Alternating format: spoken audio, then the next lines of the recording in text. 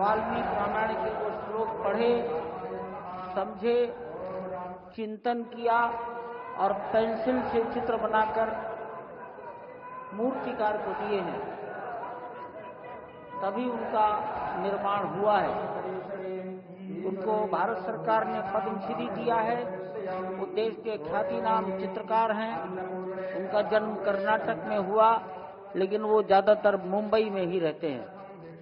संस्कार भारती के वो राष्ट्रीय अध्यक्ष रह चुके हैं।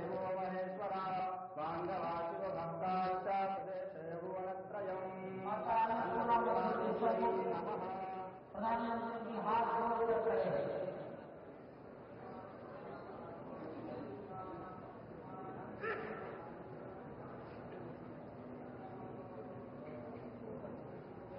अब वो वहां से वापस चल रही है।